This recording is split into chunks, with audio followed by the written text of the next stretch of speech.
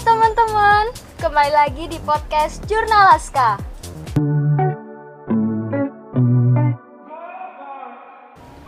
Wah, kali ini Jurnalaska ada di mana nih? Seperti yang teman-teman ketahui, kali ini Jurnalaska ada di BTP, Batang Teras Pandawa. Iya dong, yang kemarin baru launching. Lokasinya ada di sebelah Gor Abirawa. Dan di sebelah aku ini udah ada Bu Erni. Halo Bu Erni. Halo. Gimana nih kabarnya Bu? Alhamdulillah baik sekali. Oke, walaupun kondisinya memang seperti ini ya Bu. Iya. Si Santi gimana kabarnya ini? Alhamdulillah baik. Baik juga. Oke, Sehat ya? sehat. Sehat. Lagi sibuk apa nih Bu? Aduh, kalau sibuk itu macam-macam sibuknya. Mau sibuk yang bagian mana ini? Aduh, boleh dong semua diceritain. Oh, diceritain semuanya. Kalau sibuk ini dilalah kalau di luar sekolahan Oke. kita berusaha untuk buka acara di BTP ya, BTP Batang. Kemudian kalau di sekolah kemarin habis ada kegiatan Isra Mi'raj, ada kegiatan apa kemarin mau mengadakan kemah blok untuk yang ekstra pramuka ya. Kemudian masih banyak sih kegiatan-kegiatan yang lainnya, sibuknya di situ sekitarannya ya. Oke.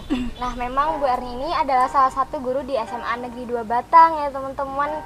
Nah, kebetulan Bu Erni ini buka kios baru nih. Kalau kalian yang lagi jalan-jalan mau mampir di BTP, jangan lupa mampir ke kedainya Bu Erni. Ini sekalian promosi ya? Iya dong, kan kita di Sekalian endorse. promosi. Oh iya, terima kasih tim Jurnalaskanya SMA Negeri 2 Batang. Sekalian promosi ini ke sini Iya ya. dong. Bu Erni ini mengajar di SMA Negeri 2 Batang itu kalau boleh tahu sejak kapan sih Bu? Kalau mulai mengajarnya Bu Erni masuk di SMA Negeri 2 Batang itu mulai tahun 2010. Dulu sebenarnya udah mulai daftar CPNS ya di tahun 2009. 2009 itu pernah daftar CPNS di Kabupaten Batang. Dilalah karena belum rezekinya, akhirnya saya usaha lagi di 2010. Alhamdulillah karena rezekinya di 2010, ini masuk di SMA Negeri 2 Batang ngajar di sana. Wah, lumayan lama ya Bu. Kalau Iya. boleh tahu ngajar mapel apa? Mapelnya kelihatannya kalau seperti ini mapelnya pantasnya apa ini ya? Dilihat dari Kelihatan fashionnya oh sih. iya. Lihatnya apa ini? Kalau Pasnya apa ini? Starter pack Bu Erni ya kelihatannya emang guru seni budaya. Oh, guru seni budaya, itu tebakan yang benar. Ya, saya mengajar seni budaya di SMA Negeri 2 Batang. Tuh. Oke. Nah, dengar-dengar Pak Bu Erni ini juga wakil kepala sekolah bidang kesiswaan. Iya, saya wakil kepala sekolah bidang kesiswaan. Sudah tahu ya kalau saya wakil kepala sekolah bidang kesiswaan? Sudah tahu kalau wakilnya, cuma belum tahu definisinya Bu, itu tuh apa sih? Saya membantu sekolah di bidang kesiswaan, di mana saya dengan tim saya tidak sendiri, saya juga punya tim. Di situ tim saya ada Pak Bagja, ada Pak Adi, ada Bu Anggra ini juga di situ. Nah, di situ kami membuat program yang terkait dengan kesiswaan, misalkan di bidang kayak pertama kali siswa atau peserta didik baru masuk, kita buat program MPLS. Kemudian setelah itu kita buat program lagi terkait dengan pemilihan ketua OSIS, wakil ketua OSIS, berbagai bentuk program lomba-lomba yang ada di sekolah itu masuknya ke ranah kesiswaan. Oh begitu, berarti emang tugasnya itu memberi perhatian kepada siswa gitu Bu. Iya, yang tidak memberi perhatian ya, berusaha ya. Berusaha untuk mencakup semua kegiatan yang diprogramkan oleh siswa. Nanti kita yang mengelola, kita laporkan ke atasan kita, kemudian endingnya ketika sudah program itu sudah siap untuk dilaksanakan, kita laksanakan. Berusahanya kan untuk seperti itu ya. Oh begitu, wah baru tahu nih teman-teman. Jadi emang kalau MPLS itu ternyata yang ngurus wakil kepala sekolah bidang kesiswaan ya. Iya, Bu? kan kaitannya dengan Siswa. peserta didik Oke. baru ya. Biar mereka juga tahu lingkungan sekolahnya yang baru, dari SMP ke SMA itu kan perlu pengenalan lingkungan, di mana itu adalah masuk dalam lingkup ranah kekesiswaan. Nah, Gitu. aku punya pertanyaan nih Bu sebelum kita lanjut. Apa itu? Aduh, deg-degan ini kalau sudah dikasih pertanyaan. Sebelum kita lanjut ke mengenai SMA 2 nggih, aku punya pertanyaan nih. Kan Iya. Bu Erni niku guru seni budaya, di mana kalau seni budaya itu identik sama kayak yang misal semacam tari, melukis begitu ya Bu. Iya. Nah, itu kan masuknya ke bakat pribadi anak gitu kan. Iya. Lah, kalau apakah anak itu harus sukses harus dengan belajar, atau anak itu bisa sukses dengan bakat yang dia miliki? Soalnya kadang tuh kayak aku tuh dengar kalau semisal ada anak yang suka, semisal nih suka nari, tapi kalau sama belajar tuh bener-bener susah banget. Nah, itu tuh menurut Bu Erni gimana tuh? Yang namanya belajar itu harus. Kenapa harus? Ibarat gini, dari kita lahir, dari kita belum sekolah, kita diajarin yang namanya mengeja huruf ya, Iya. A, B, C. Karena kita tidak terbiasa untuk mengeja huruf A, B, C. Apakah tahu kita tentang huruf A, B, dan C? Angka 1, 2, dan 3.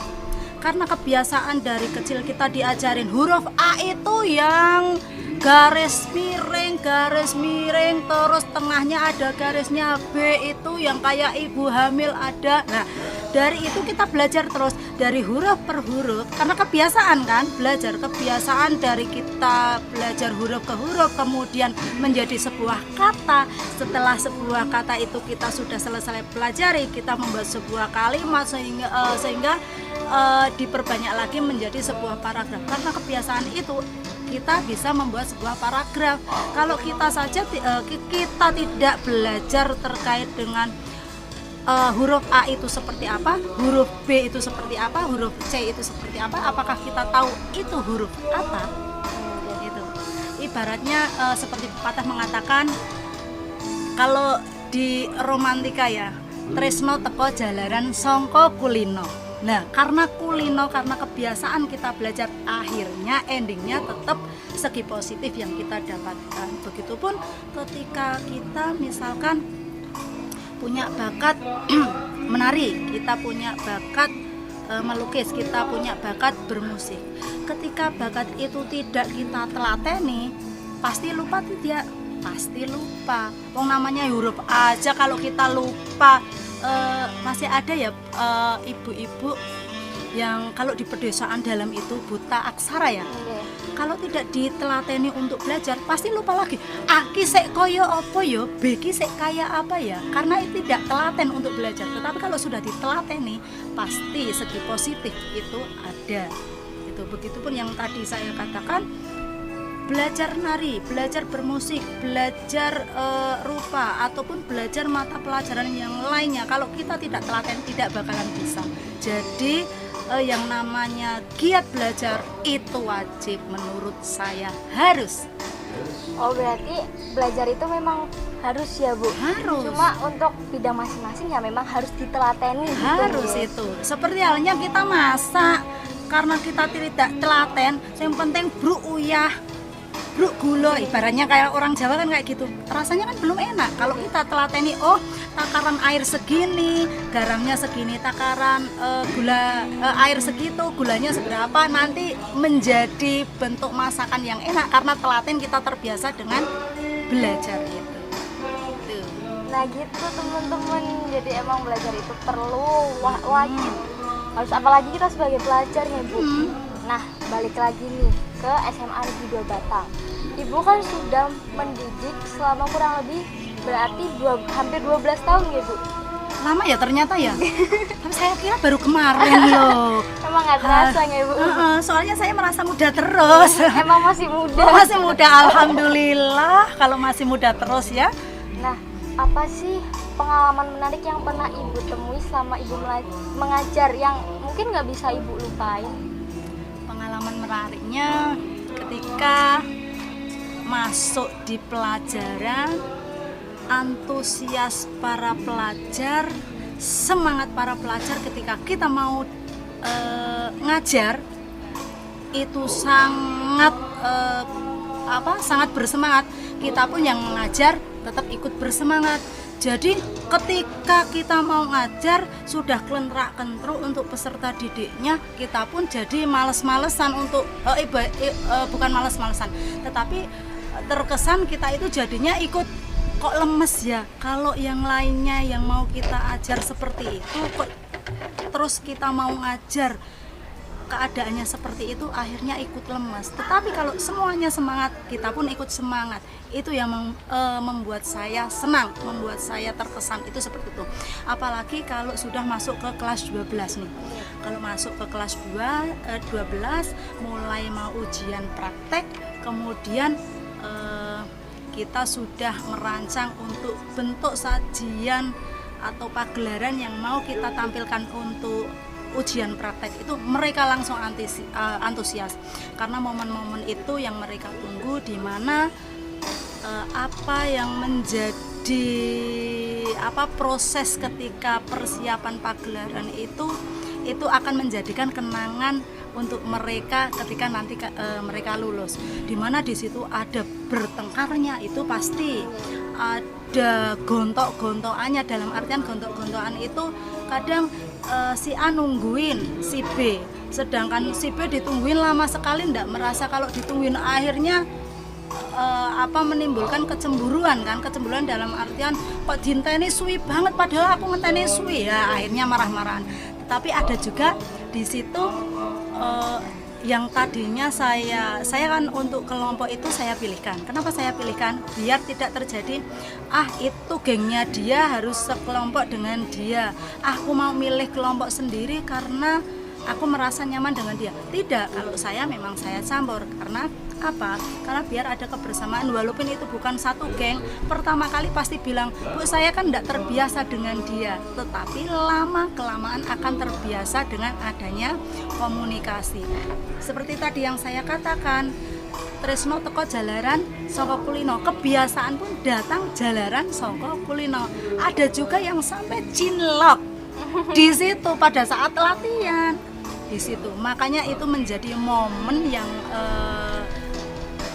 ibaratnya dikenang oleh kelas 12 nanti ketika mereka sudah lulus. Tuh. Jadi nggak sabar nanti kelas 12. Nggak sabar ya, pengen langsung jadi kelas 12 ya nanti mencolat saja. Karena apa? Karena kemarin sudah berhenti tidak sekolah selama berapa tahun itu? Berarti hampir ini jalan 2 tahun ya, Bu? 2 tahun ya. Ada mungkin kayak gini, kadang kan ada bilang enak zamannya kaya daripada zamanku. Lah, lihat lagi ke kondisi kita. Pada saat dulu itu tidak ada pandemi itu adanya sekarang. Kalau dulu itu tidak ada sekolah ujuk-ujuk naik kelas, sekarang ada sekolah tidak sekolah ujuk-ujuk bisa naik kelas, kan kayak gitu.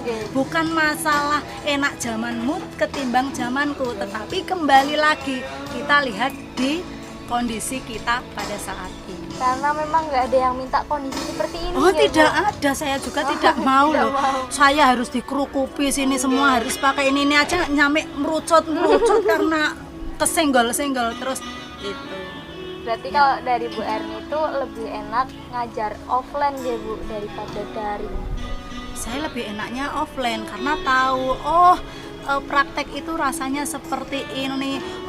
Yang namanya gerakan ini ketika kita ngelatih secara langsung itu lebih enak dilatih secara langsung. Gerakannya ini ternyata seperti ini, tidak seperti ketika daring. Iki gerakannya seperti apa? Kudune kon koyo piye? Ora siswa hanya bisa membayangkan. Nah kan tadi kita udah bahas yang pengalaman menarik Bu Erni ya. Nah sekarang saya mau tanya pengalaman yang menurut Bu Erni itu bisa dibilang buruk itu selama mengajar. Waduh, buruk ya? Ada nggak tuh? Ini tak pikir dulu, buruk. Kalau buruk itu enggak ada, cuman pengalaman yang ibaratnya dari segi negatifnya ya. Iya. Kan tadi yang positifnya, yang baik-baiknya. Ini yang kekurangannya. Baik saya maupun peserta didik saya. Ibaratnya tetap saya ngajar pun pasti banyak kekurangan. Ketika saya masuk ngajar, apalagi di mata pelajaran saya seni budaya yang lebihnya ke tari ya. Iya. Lebihnya ke tari. Di mana peserta didik yang laki-laki terutama itu biasanya akan bilang, waduh, saya kan nggak bisa nari Bu, saya kan laki-laki Bu, nanti melambai kalau menari. Lah kan kayak gitu. Nah setelah itu saya bilang, tari itu adalah rangkaian dari gerak dasarnya itu ketika gini aja wes coro kasarnya. Ketika kamu bisa bergerak, tangannya bisa digerakkan, itu otomatis bisa menari. Kenapa? Dari tangan yang bisa digerakkan, kemudian dasarnya kamu bisa mengikuti, kemudian setelah itu dirangkai menjadi sebuah gerak yang estetis, itu sudah disebut tari. Kalau kamu tidak bisa bergerak, kamu pasti dikatakan tidak bisa menari, iya kan? Lah podo karone wong setruk, ibaratnya kan seperti itu. Orang setruk itu kan tidak bisa bergerak. Baru kamu kalau misalkan dikatakan kalau alasannya kamu tidak bisa menari, otomatis tidak bergerak. Podo karone orang stroke kan seperti itu. Banyak yang mengatakan cowok itu kan susah Bu. Tidak ada kata susah ketika kita latihan. Toh nyatanya sekarang kamu bilang susah, ketika kamu nanti di kelas 12 pasti akan kangen dengan mata pelajaran saya, di mana ada momen latihan bareng-bareng teman, ada pergelaran yang itu sudah ditunggu-tunggu untuk ditampilkan, prosesnya itu seperti apa. Itu momen-momen itu yang nanti akan menjadikan kenangan ketika nanti kalian sudah lulus. Ya apalagi kemarin waktu ujian praktik kelas 12 itu wonten pagelaran seni ya Bu. Iya. Nah itu bagaimana perasaan Bu Erni setelah melaksanakan gitu? Kalau setelah melaksanakan plong. Plongnya itu apa? Ternyata mereka bisa. Ternyata antusias, semangat mereka sangatlah tinggi. Kenapa? Mereka itu sangat bersaing. Persaingan mereka dalam artian di segi positif, di mana dia harus menampilkan bentuk tarian yang bagus di antara yang lainnya. Dia harus menampilkan gerakan tarian yang bagus. Jangan sampai kelompokku jelek dibandingkan kelompok A, B, C, D. Aku kudu bisa menampilkan yang bagus dibandingkan kelompok A, B, C, D. Dan ternyata mereka sangat hebat, luar biasa kelas 12. Semangat ya, terima kasih. Apalagi saya lihat dari kelas itu rame ya Bu. Iya. Wow, bagus gitu kan. Itu sangat luar biasa mereka. Dari prosesnya itu sangat luar biasa. Nah Bu, kalau dari harapan Bu Erni sendiri buat SMA Negeri 2 Batang itu apa Bu di 2022 ini? Saya berharap SMA Negeri 2 Batang tentunya lebih maju lagi, inovasinya lebih bagus lagi, kreativitasnya lebih dikembangkan lagi. Saya punya rencana ketika nanti untuk pergelarannya, untuk kegiatan yang lainnya, tidak hanya di seni budaya ya, di mapel yang lainnya pun harus inovasinya lebih maju lagi, lebih kreatif lagi.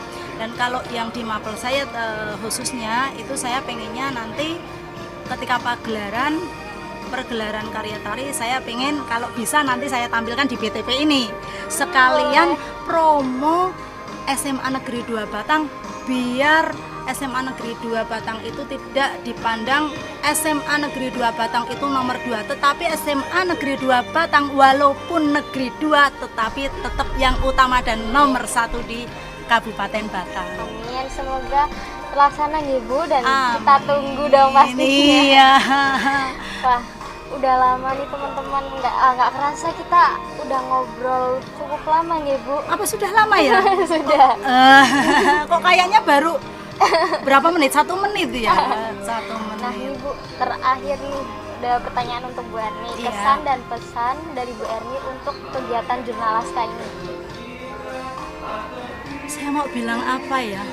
Jurnal Laska itu terlalu wow, hebat, keren, antusias, semangatnya oke dan luar biasa. Semoga inovasinya tambah dikembangkan lagi, kreativitasnya tambah dikembangkan lagi, dan kembali lagi, bukan nama SMA Negeri 2 Batang itu nomor 2, tetapi SMA Negeri 2 Batang itu tetap nomor 1 di Kabupaten Batang, ya.